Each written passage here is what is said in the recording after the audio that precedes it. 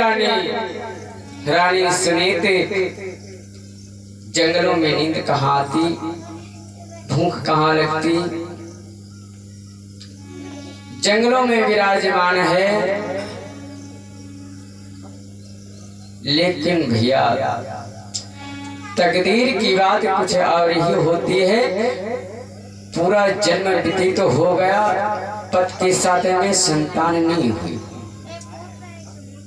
लेकिन इसीलिए कहते हैं कि समय से पहले और भाग्य से ज्यादा कुछ मिलता नहीं है, नहीं मिलता है।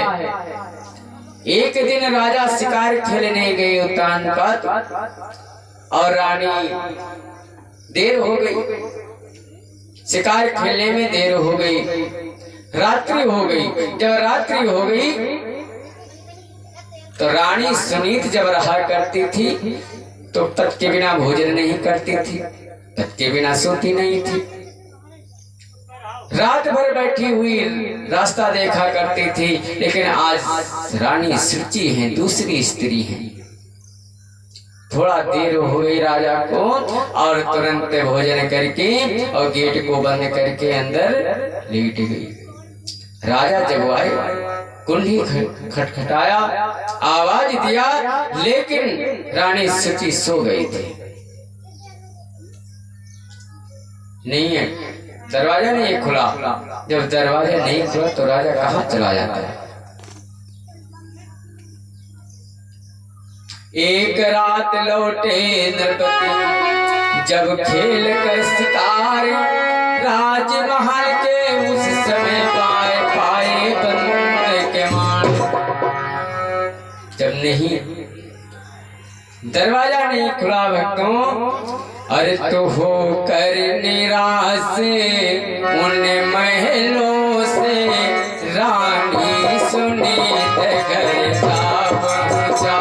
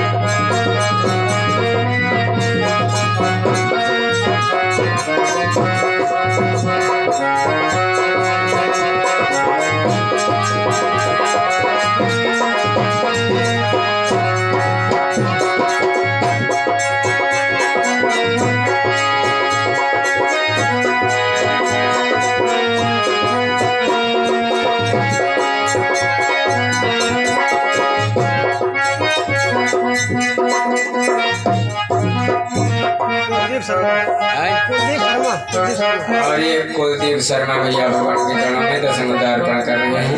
भगवान का सुदेव कर क्या करता राजा, अपने घोड़े को उसी जगह से लौटा लिया और अपनी पुरानी रानी के पास जो जंगल में रहती थी रानी सुनीति के यहाँ। रात्रि के 12 बज रहे हैं, लेकिन रानी सुनीति को निंद्रा नहीं आ रही है, क्योंकि जंगल है, कहाँ निंद्रा। फिर पति से विमुख है, कहाँ सकती है नींद। और जैसे घोड़ों की टापों को सुना है भक्तों, 12 बजे रात में खेतों में जंगल में जब घोड़ों की टापों को सुना रानी सुनीति तुरंत चौंक उठी। ये तो मेरे प्रीतम के घोड़ों की रथ की आवाज है। आज इतनी रात में मेरी याद कैसे आ गई मेरे प्रीतम का, क्यों आ रहे हैं। तुरंत चौंक करके खड़ी हो गई। अरे तत्काल सुनीत उठी खुद, अरे घास का बिछौना डाल दिया।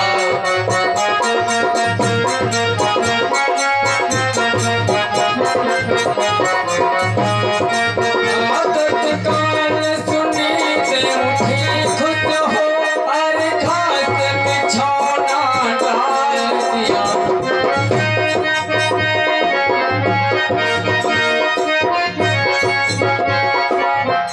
और वहां क्या था, कहाँ डबल बेड था, कहाँ मखमली करते थे।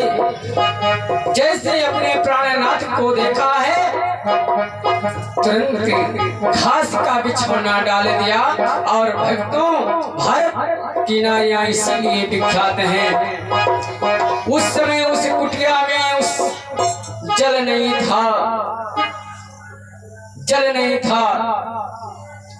रानी सुनीत इतना रोई भक्तों कि तत्काल सुनीत उठी खुश हो।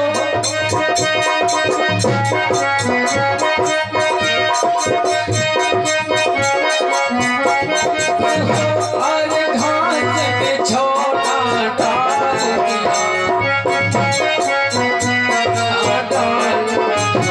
दिया, आंसुओं से मेरे पद धोकर पद का चरणामृत पान किया।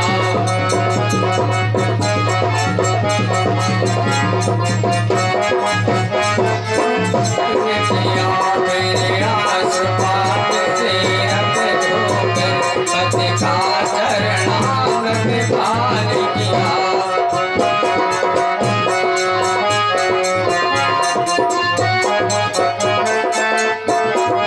जल कहाँ था? अरे जल की आवश्यकता नहीं पड़ी, आज मेरे प्राणनाथ आ गए। इतने दिनों के बाद में इतना रोई रानी सुनीत कि आंखों से राजा के पांव को पखारा और उसी चरणामृत का पानी किया। रोती हुई कह रही है, अरे प्रीतम, आज तो मेरी याद कैसे तुम्हें आ गई? फिर इतनी रात में रानी सुची को छोड़ करके तुम मेरे पास क्यों आए हो? तो राजा ने अपने आने, राजा ने अपने आने का भोले में सारा हाल कहा।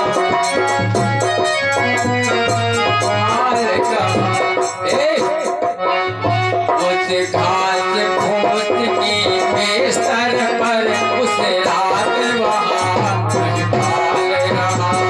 उस घास फूस के बेस्तर पर उस रात वहाँ महिपाल रहा।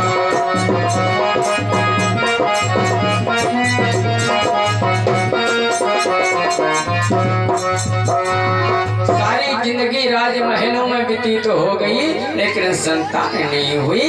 लेकिन आज एक रात में, कहनी एक ही रात सुहाग की, और यही राग सपन, अरे इसी गर्भ से धूसरी से भागते हुए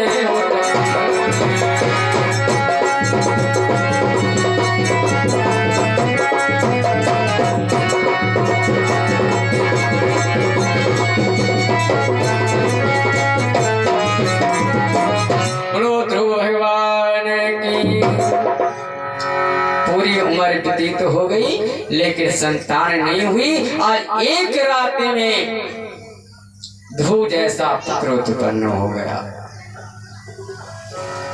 और यही नहीं, रानी सुनीत को गर्भ आ गया, इनके गर्भ से ध्रुव पैदा हुआ और रानी सुनीत के गर्भ से उधर एक पुत्र पैदा हुआ जिसका नाम उत्तम पड़ा।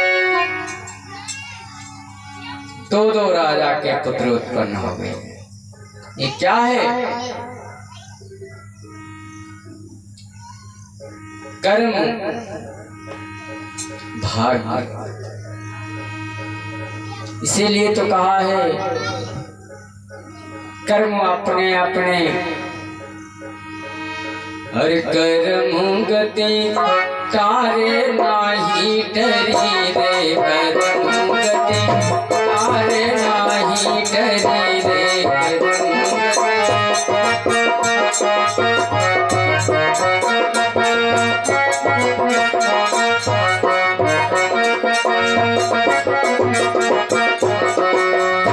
अरे नाही डरी अरे नाही डरी राम नाही डरी करम गति तारे नाही डरी रे करम गति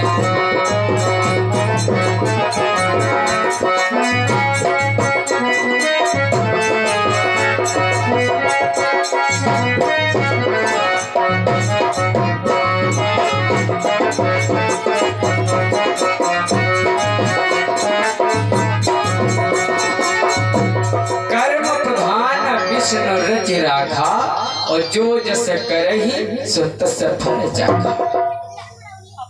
कर्म के ही फल मिलते हैं। अरे राम के विवाह जात को विचारा रहा है विश्वामित्र वशिष्ठ जी जो ब्रह्म पुत्र हैं। जिस समय धनुष उठाने का नंबर आया, तोड़ने का नंबर आया, देश विदेश के राजा बैठे हुए हैं बढ़िया सभा में और किसी ने धनुष को नहीं उठा पाया। राजा जनक भी सभा में उठ करके दोनों हाथ उठा करके संबोधित करते हुए कहा कि तज हुआस निज निज ग्रह जाऊं और लिखा न विधि पय देह। अब मेरे पुत्र सीता का विवाह विधाता ने लिखा ही नहीं और तुम लोग जाओ। मुझे यह ज्ञात हो गया है कि पृथ्वी वीरों से खाली है, कोई नहीं उठा पाया है धनुष। भगवान राम विद्यमान हैं। तुरंत अपना पंचांग खोला वशिष्ठ जी गुरु विश्वामित्र जी ने। बड़ा सुंदर सुसमो है। तुरंत आदेश दे दिया राम बड़ा सुंदर समय है, उठो। अरे उठो राम भंजव भव चापा नेटहु तात जनक परिताप।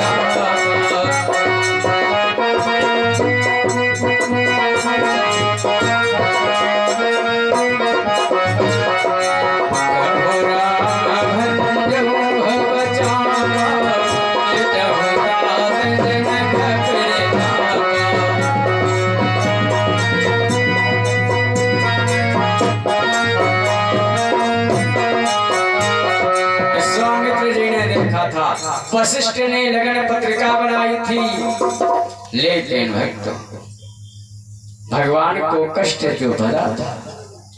कर्ण गुरु वशिष्ठ से ज्ञानी सोधिक लगन धरी, लेकिन सीता हरण मरण दशरथ के पनमा पति परी रे कदम गति ठारे नहीं डरी रे कदम गति ठारे।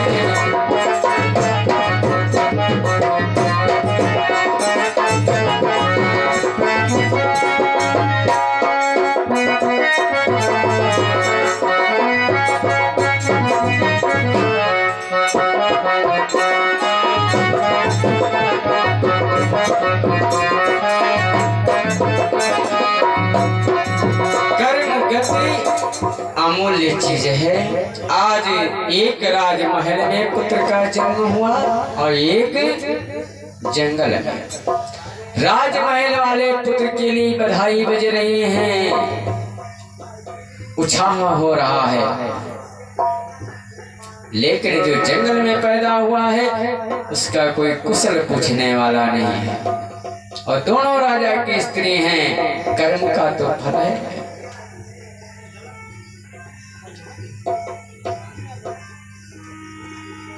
देखो भगवान की माया, दोनों बड़े होने लगे, दोनों बड़े होने लगे। और एक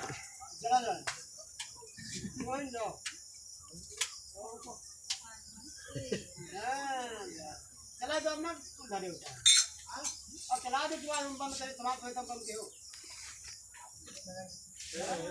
नहीं चला नहीं गया नहीं गया बनवाएगा नहीं चला अब बनवाएगा ये नहीं चला